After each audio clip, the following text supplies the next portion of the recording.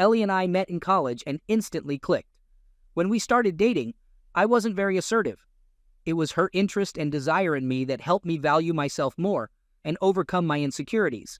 I was just a hard-working, nerdy guy who hadn't had much luck with women, so I was amazed that someone as smart and beautiful as Ellie was interested in me. Both of us were ambitious, and we each built our own small businesses by the time we graduated from college. After graduation, we moved in together and got married a year later. Our marriage felt very strong to me. We faced family tragedies, professional challenges, and various disagreements, but we always worked through them, and I believed it made us stronger. Ellie had a large social circle that included many men, but it never concerned me because she didn't do anything suspicious. All social outings seemed to be with a mix of friends, and I trusted her closest friends. As our 10-year anniversary approached, I decided to discuss the topic of starting a family. Early in our relationship, we compromised on the size of our family. I wanted kids, and she wanted none or at most one, so we agreed on having one child. Now, 10 years into our marriage, feeling economically secure and thinking our relationship was healthy, I brought up the topic. I can't help but wonder if my bringing up this subject triggered the chain of events that followed. A little over 3 months ago, she told me she was going out with her friends to have some fun. She explained that she needed to unwind because she was getting stressed about me asking about having kids again. That night, she returned home at 4 a.m., and from that day on, our bedroom became completely dormant. In our relationship, Ellie had always initiated closeness, as much as I did, if not more. On average, I'd say she initiated more often than me. Even during rare periods when we were dealing with travel, I can't recall us going more than 5 days without some form of closeness. She starts going out more, becoming protective of her phone, and avoiding me, things I had never seen from her before. After about 3-4 weeks of this, I talked to my best friend Omar, and he directs me to Reddit, where I start reading about similar situations. Eventually, I realize I need to do something about this because it's affecting my mood. I don't just want to trust her. I like trusting my wife, but now I feel the need to trust her. Reluctantly, I decide to check her calls and texts on her phone, feeling like a complete monster for violating her privacy. I discover that one of the new people in her social circle is an old high school flame from before we were together. The more I investigate, the more I uncover. I believe the fact that I had always trusted her completely made her complacent about hiding the affair better. I discovered that during that party a month ago he attended, and they spent the whole night catching up and ended up kissing, not even bothering to hide it from their friends, conveniently going to the bathroom together. Up until this point, I had been feeling a huge pit of anxiety in my stomach, trying to hold on to the image of the woman I thought I had married, fooling myself in a way. But now, the anger and sadness became overwhelming, especially since she seemed oblivious to my sudden indifference. She didn't notice that I had stopped making romantic gestures, and I felt like I was falling apart inside. Finally, a month ago, I decided to catch them in the act. I told Ellie I was going to visit my cousin for the weekend, who lives 3 hours away, but instead, I stayed with Omar, who has been helping me record and copy everything. I waited, and yep, she brought him to our house, to our bed. I sneaked into the house, made my way to our room, and the sounds left no doubt.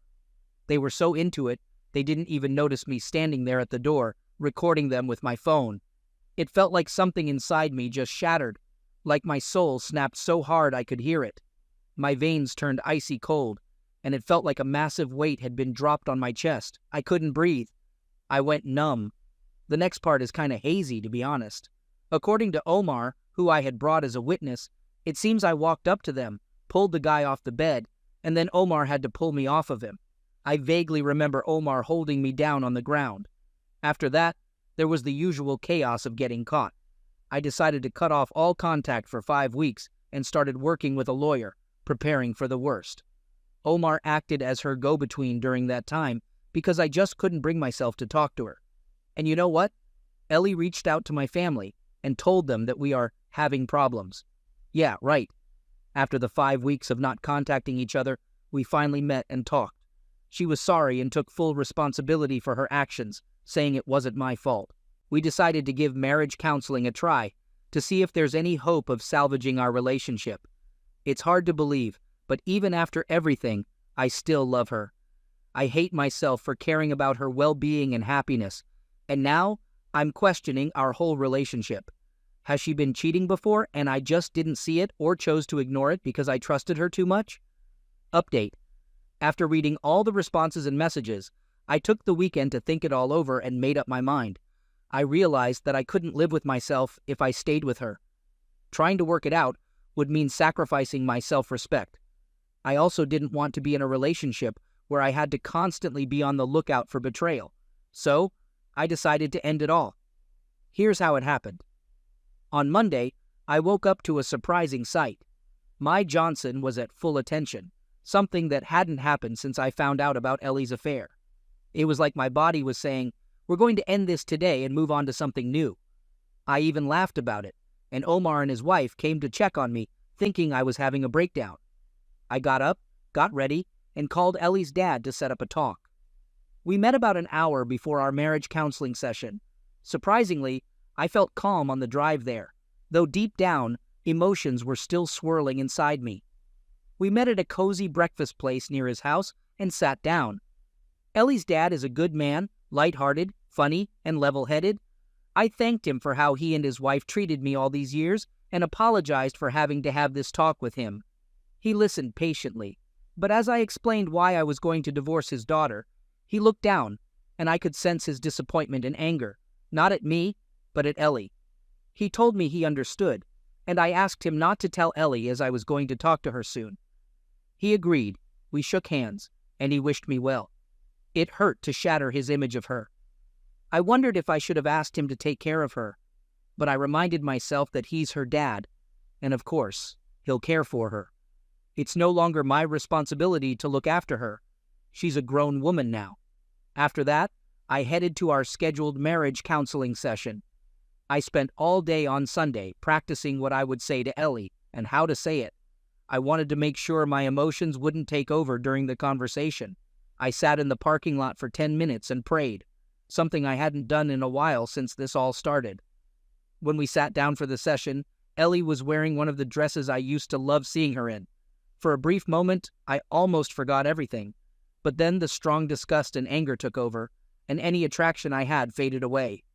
I let the counselor begin like in our previous sessions, but after about 10 minutes of them talking, I interrupted. Excuse me, I have a few things I need to say to Ellie, and I wanted to say them here with a neutral third party. If I'm interrupted at any point, I will simply leave, and that's it. Ellie, I've had some realizations and I want to express them. I don't feel the need to know if this was the only time you cheated, because it doesn't change things for me. Knowing how long it went on or how many times it happened won't make a difference either. Even if there was a so-called good reason behind it, the why doesn't change the fact that it happened. The important thing here is that you did cheat. These are the facts that matter to me now. It's evident that you never wanted to have children with me. At this, Ellie opens her mouth to interject, and I started walking to the door, so she immediately backed off. You were going to string me along for however long it would take. You were going to cheat on me sooner or later. This is when the waterworks started to open up for her. I've felt so disrespected and unloved by your actions. The counselor begins to look like she is about to interject, and I respond by taking another step towards the door, which ends that. I want you to understand that my lawyer is already filing for divorce, and your father now knows the entire truth of what has been happening. Don't contact me anymore. From now on, our only communication will be through our lawyers. These are our final words to each other. Goodbye. I walked to the door and left. As soon as I closed the door, I heard her wailing loudly. She rushed out of the office, trying to stop me, apologizing and begging for a second chance, saying we can start a family. She was crying hysterically the whole time. I managed to push past her and get in my car. The emotions I had been suppressing started to overwhelm me, and I was barely holding it together. I drove to my parents' house and sent the planned text message to Ellie's best friend's husbands. When I got home, my dad was at the store, but my mom could tell something was wrong with me. She's always been able to read me like a book.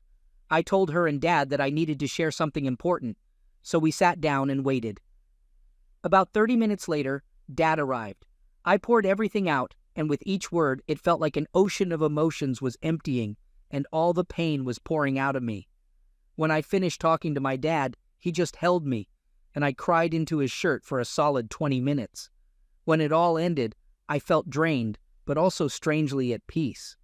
I've arranged for Omar to receive a Harley he's been eyeing for a while. He's been more than a friend to me, and I want to be as good a friend to him as he has been to me. I can't wait to see his face when he gets it. I think this will be my last post because it's the end of this story. I want to thank all of you. I never thought I'd find such sound and sane advice from strangers on the internet. I know there's a long road ahead, and I'll still need individual counseling to deal with the aftermath of this debacle and rebuild my ability to trust. I have to hope that little by little, all this pain, sadness, and anger will go away, like Roto-Rooter for my soul, if I do the work. Now, the rest of my life begins, and I can honestly say I'm looking forward to it. Story 2. My wife and I, both 37 years old, have been married for 12 years, and we've been together for 16 since we met in college. We have a 6-year-old kid, and we recently bought our first house after saving for a long time. While our relationship has had its ups and downs, we've managed to make it last. I'm not even sure what to consider D-Day anymore. The truth is so unclear. Was it the first time I suspected something was going on months ago? Or was it last week, last night, or perhaps even today? Maybe D-Day was last year. It began like these things usually do, my wife staying up late on her phone, texting someone. It seemed a bit odd to me, as she had been secretive about her phone, but I had a chance to check it while she was in the shower. I discovered she was flirting quite openly with a coworker named Jack Harkness.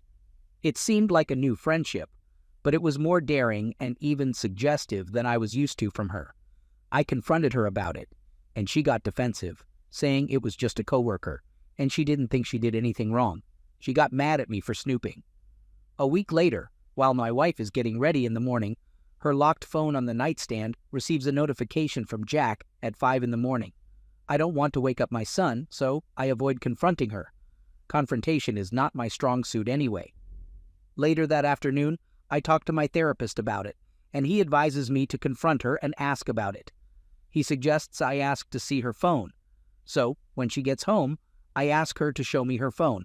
She refuses, claiming her right to privacy.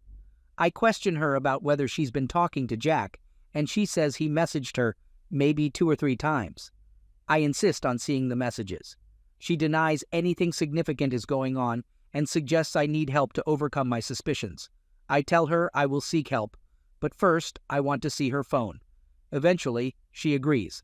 It turns out there have been 100 messages exchanged over the last 2 weeks, more than she initially admitted, though they seem innocent. Nevertheless, the fact that she lied bothers me. We decide to go to counseling again. We had gone previously when our child was born for about 6 months. The counselor outlines a plan for reconciliation, but it requires my wife to cut off communication with Jack and my commitment to take divorce off the table. However, my wife claims she doesn't like the counselor anymore, and we never return to therapy. Perhaps D-Day was last week. My wife spends the morning texting her friends, and I notice her unlocked PIN. My suspicions continue to bother me, and I can't shake it off. I get a brief moment when she leaves her phone unattended, and I unlock it. I see that she's still texting him, but now his name is listed as Harkness J. I don't have enough time to read the messages. I confront her and ask if she's still talking to Jack. She admits that she is, claiming they are just friends, and since I never asked her not to talk to him, given they work together, she doesn't think there's an issue. I don't request to see the messages, and she doesn't offer. At this point, would it even make a difference? Will it help? Maybe D-Day was last night. All day yesterday, she seemed upset and avoided me. Last night, while she's asleep, I take her phone from the nightstand. I feel my heart pounding with fear. What if she wakes up? Why am I snooping? What am I hoping to find? I'm filled with shame and anxiety. I attempt to enter the PIN, but it's incorrect. Her new PIN is longer now. At this point, I decide to sleep on the couch. When she wakes up and comes downstairs, she asks if everything is okay. I tell her I have a headache, which is true, and I'm feeling nauseous, also true. She questions if I have a fever, and I assure her I don't. It's just a sinus headache. She wants me to come back to bed and asks what's bothering me. I tell her that I think she's having an affair. She denies it, saying she would never do that. Then she asks if it's about that other guy, and I question why she flirts with him. Her response is that it's just fun, and that's where the conversation ends. My headache overwhelms me, and I tell her I want to sleep. I guess today is D-Day. I'm so tired, both emotionally and physically. I'm exhausted from the slow trickle of half-truths. I'm tired of dealing with the drama surrounding her cell phone. I'm worn out from the constant paranoia, always feeling like I'm only half right and ending up feeling like a jerk. I don't know what to say when she gets home. Confrontation is not my strong suit. I just want to put an end to this nightmare. Update. I talked to my wife and let her know that I'm ready to move on and want a divorce. She tried to downplay her relationship with her coworker, saying it's ridiculous to want a divorce over that. She offered to show me the text messages between them, but I was doubtful about their authenticity. It's easy to delete messages these days, especially if they're not regular SMS texts from the carrier, and these weren't. The messages I saw were not too scandalous, but still not appropriate. She messaged him multiple times, and he was persistently flirtatious, even over innocent things. On Thanksgiving Day, she texted him, "The turkey is in the oven," and he replied, "That's so hot." Another time, about a week ago, she texted him close to bedtime, saying she was going to have another drink because it had been a long day, and he responded, "I am so turned on right now. I'm feeling frustrated because I'm stuck in a strange place right now. There's evidence of inappropriate behavior, and she's been hiding this relationship and gaslighting me. However, what I've seen isn't necessarily concrete proof. The texts are inappropriate, but not explicitly, and they don't entirely make sense in context. While there's nothing explicit from her end, she also wasn't shutting down his advances. She pleaded with me to change my mind, but I refused. She begged me once more, and again I declined. I remained resolute. She begged me repeatedly, at least a dozen times. Finally, she asked for just 2 counseling sessions. At that moment, I gave in. I said, "All right, we'll do a couple of sessions, but if I'm not convinced that we can make it work, I'm ending things." Update.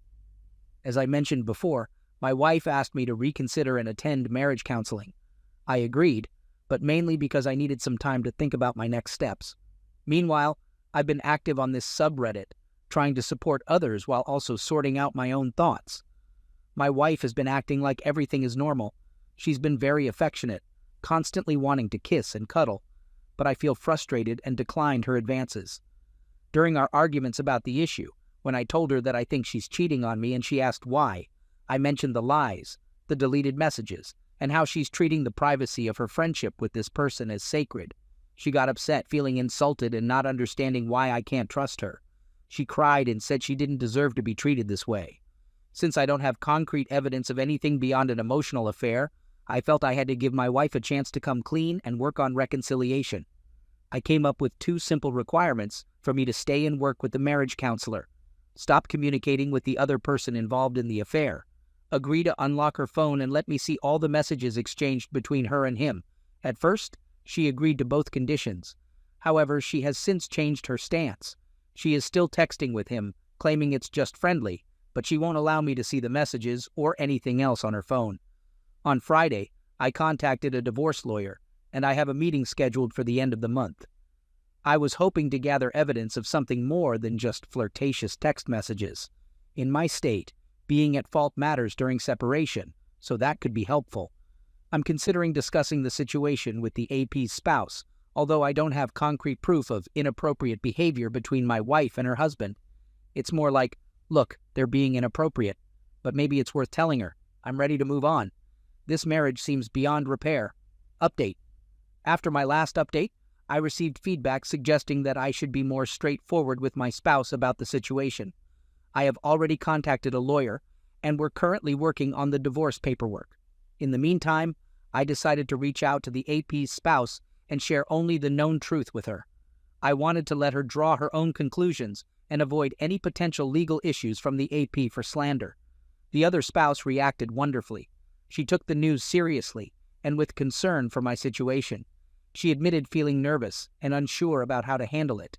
She said she would talk to her husband, and I wished her well.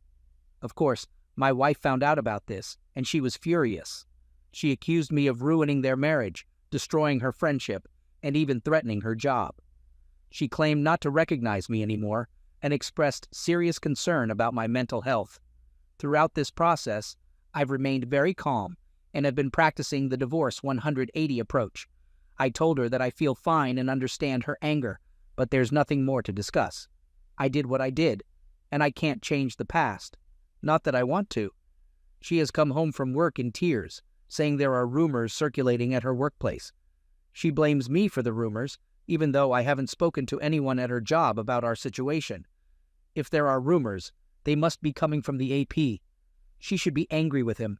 She also told me that she spoke with the AP and that they plan to reconcile their marriage and be okay. She asked me not to talk to the AP's spouse anymore. Now that we're fully committed to getting a divorce, she has become petty and vindictive. She calls me names like an a-hole and accuses me of being lazy, apathetic, and a liar. She claims that she was the only one who truly cared in the marriage and makes me feel like a monster for supposedly breaking up the AP's marriage, even though she contradicted herself earlier. At this point, the AP's spouse sent me one last message saying, "If I had seen what you saw, I would have told you too. You don't need to apologize for anything." I have decided to keep these messages as evidence for my divorce lawyer. Overall, I feel like I'm handling this situation quite well. My wife's true colors are showing, and that makes it easier for me to proceed with the divorce. However, I expect the divorce process itself to be challenging. She's trying to manipulate and gaslight me, attempting to make me look like a terrible person. In response, I'm staying patient and perceptive, which seems to deflate her ego. The more she behaves this way, the more determined I am to pursue the divorce. Instead of wasting my energy trying to make her happy, I'm focusing on building a stronger relationship with my son, which has been very fulfilling. I'm mentally exhausted from all the lies and denials. The thought of spending the holiday season with a bitter spouse doesn't excite me, but I know this phase will pass eventually. Since my last post, things have been a whirlwind of craziness and chaos. If you're dealing with an emotionally offensive spouse, I recommend reading the article, "Mind Duck Has 3 Stations." Just today, my wife's emotions have been all over the place. She went from being fine with the divorce, but blaming me for telling the AP's spouse, to suggesting cohabitation after the divorce for the sake of our child, to asking if I would reconsider the divorce, and then back to claiming she was the only one trying to work on the marriage. She's also concerned about how we'll handle the financial aspect. It's been a lot to handle in just one day. Update. A couple of weeks ago, I informed my wife that I want a divorce, and my decision remains firm. We have a 6-year-old son, and I'm now researching co-parenting to ensure I'm there for him and his needs. My wife has repeatedly asked me to reconsider, suggesting there might be something worth saving in our marriage, and accusing me of selfishly tearing the family apart. However, recently, she proposed a different approach. She asked me to reconsider the divorce, not for the purpose of reconciling our relationship, but to raise our son together while living in the same house, even though we wouldn't be a couple anymore. She referred to it as a parenting marriage. I have reservations and concerns about this idea. I worry it could lead to financial complications once we eventually decide to get divorced. Also, if I were to start a new relationship, it might be uncomfortable for someone new to have me living with my ex-spouse, even if it's just in a co-parenting setup. Additionally, I fear that this arrangement might not grant me the level of independence I desire in my life and in caring for our son. Our past issues regarding parenting and communication won't magically disappear just because we label ourselves as divorced. I'd appreciate any thoughts on this matter. I've only found articles from marriage counselors praising the parenting marriage technique, and I haven't come across any downsides mentioned. Every day, she keeps begging me to reconsider. I've been distant and unresponsive because some of her behavior has been terrible. She even came up to me holding our family photo from last Christmas, asking, "Isn't this worth it?" But it's important to note that she hasn't apologized for her actions. According to her, she did nothing wrong. Still, I'm trying to remain emotionally detached. She's been ignoring my request to go to mediation for the separation agreement, or let my lawyer handle it. In our state, there are 2 paths to divorce, either through a separation agreement or living apart for 1 year. We're still living together because I'm the one paying the mortgage. Today, She told me she'll sign the separation agreement, but on the condition that I allow her to tell our son that I am the one responsible for the divorce. I don't think that kind of condition can even be part of the agreement. Isn't this a manipulative move on her part? What should I do now?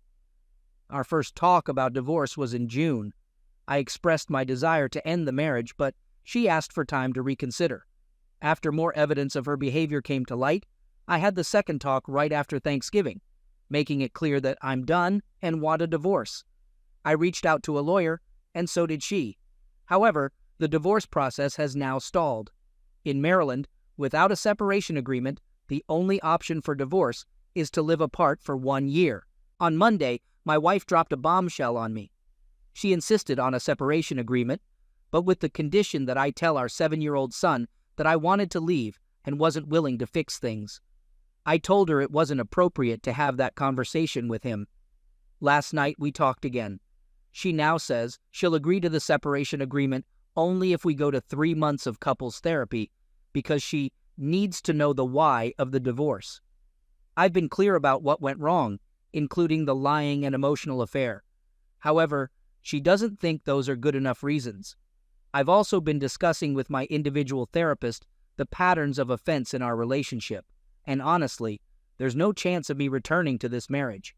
I suggested a compromise, agreeing to couples counseling after the agreement is in place. I thought it would give her closure.